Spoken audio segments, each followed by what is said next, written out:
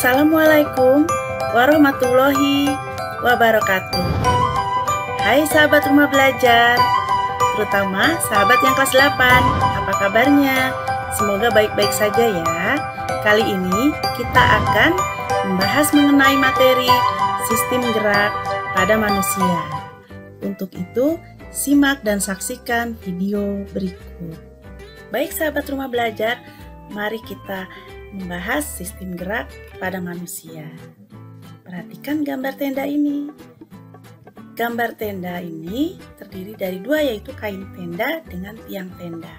Pada sistem gerak pada manusia, kain tenda ibarat otot dan tiang tenda ibarat rangka.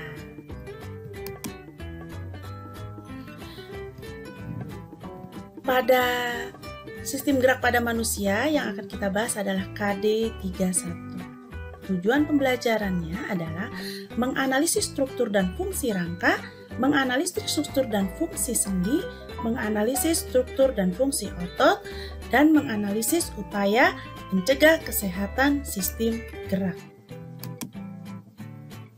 Perhatikan sistem rangka pada manusia. Rangka pada manusia terdiri dari 4 jenis, yaitu rangka kepala, rangka badan, dan rangka anggota gerak. Anggota gerak itu ada dua, yaitu anggota gerak atas yang terdiri dari tangan dan anggota gerak bawah yang terdiri dari tulang-tulang kaki. Adapun 4 fungsi tulang adalah yang pertama, memberikan bentuk pada tubuh dan menopang tubuh kita. Yang kedua, melindungi organ dalam, misalnya tulang rusuk, melindungi jantung dan paru-paru, tulang tengkorak, melindungi otak. Lalu, tempat menempelnya otot yang merupakan alat gerak aktif sehingga dapat menggerakkan tulang. Lalu, yang keempat, pada jenis tulang tertentu seperti tulang paha, tulang juga berfungsi sebagai tempat pembentukan sel darah. Sel darah yang dibentuk di bagian sumsum tulang yaitu jaringan lunak yang terdapat di bagian tengah tulang. Perhatikan, ini adalah rangka kepala. Ini adalah rangka badan. Rangka badan terdiri dari tulang rusuk, tulang dada, dan tulang belakang. Ini adalah tulang gelang panggul. Ini adalah tulang gelang bahu. Kemudian, rangka gerak, rangka anggota gerak, tangan dan kaki.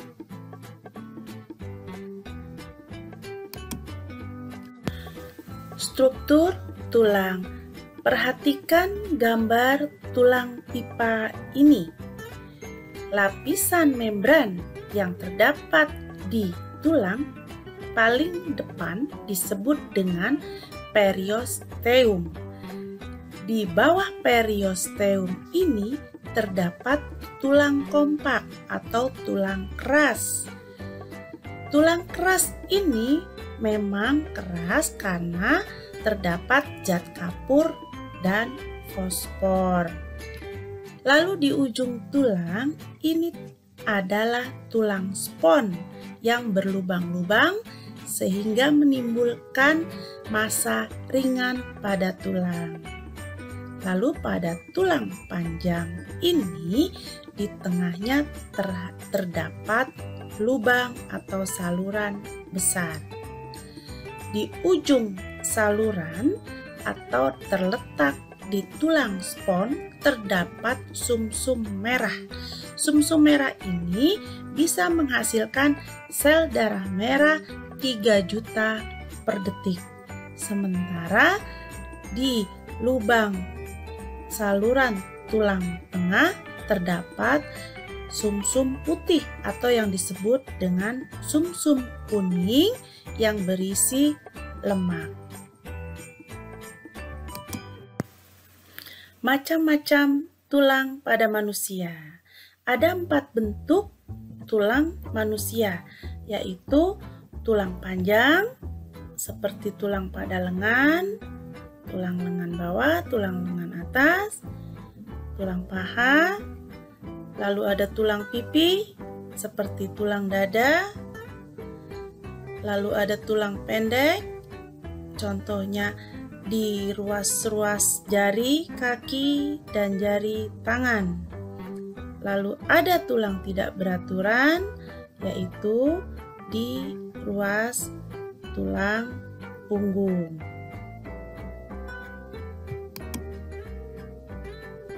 Perkembangan tulang. Pada prinsipnya, tulang manusia pada saat masih bayi hampir seluruhnya adalah tulang rawan.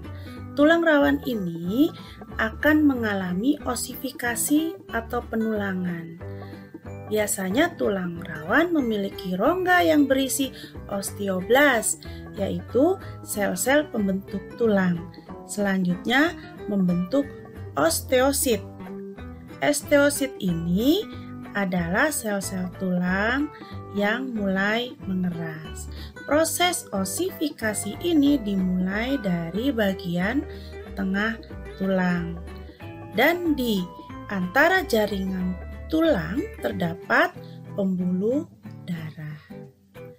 Ada juga tulang rawan yang hingga dewasa masih menjadi tulang rawan. Misalnya tulang hidung, daun telinga, dan tulang rawan penyusun persendian. Mengenai sendi. Sendi ada dua macam, yaitu amfiartrosis, yaitu sendi yang dapat digerakkan namun terbatas, misalnya sendi antar tulang belakang. Lalu ada persendian diartrosis, yaitu sendi yang dapat digerakkan dengan bebas. Contohnya sendi putar.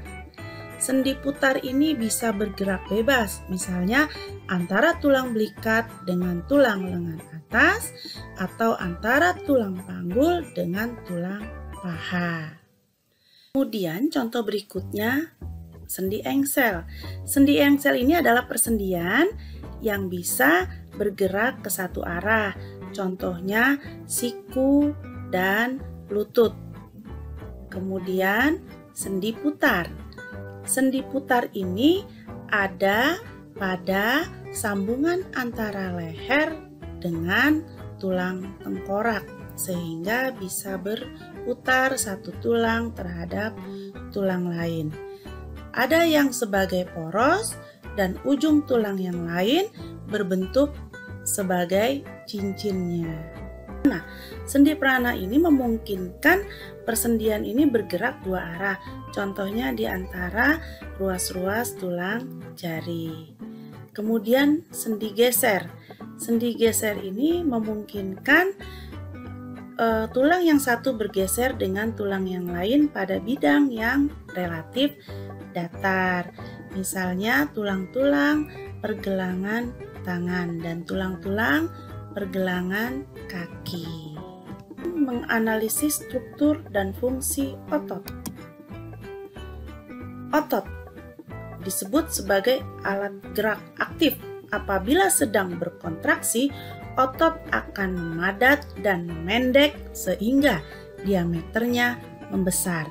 Pada saat berelaksasi, otot akan memanjang sehingga diameternya mengecil.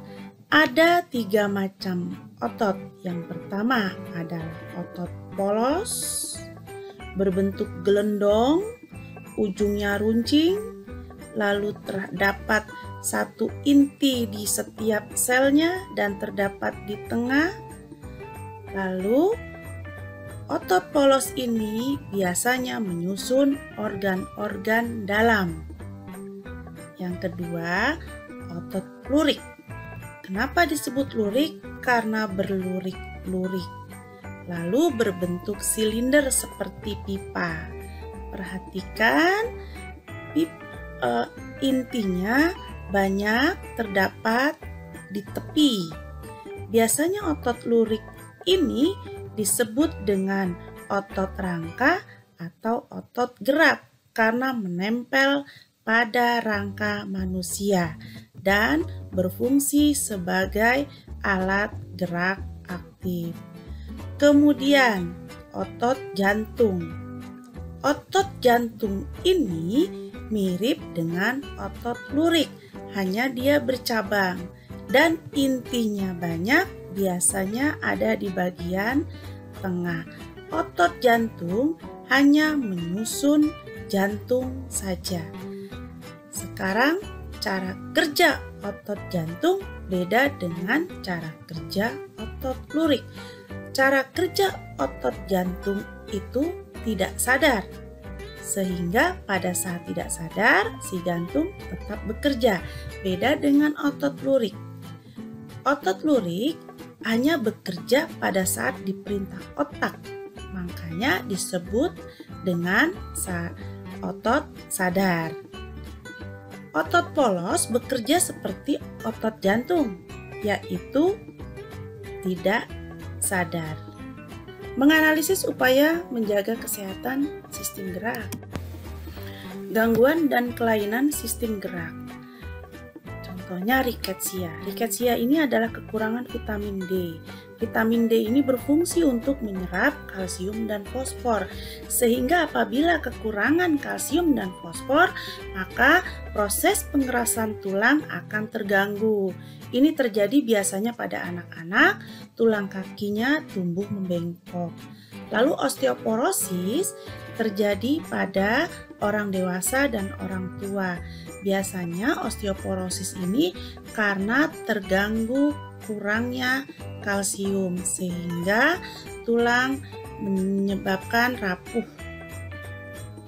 Lalu artritis adalah penyakit sendi, yaitu tulang rawan di antara sendinya rusak. Contoh artritis adalah rematik.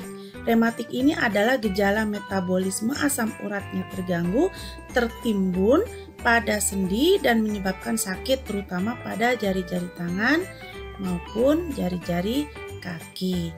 Lalu fruktura atau patah tulang. Ini disebabkan karena terjatuh. Lalu gangguan kebiasaan duduk yang disebut dengan kifosis, tulang dadanya agak bengkok ke belakang sehingga menyebabkan bungkuk. Lalu lordosis, tulang pinggangnya itu agak ke depan.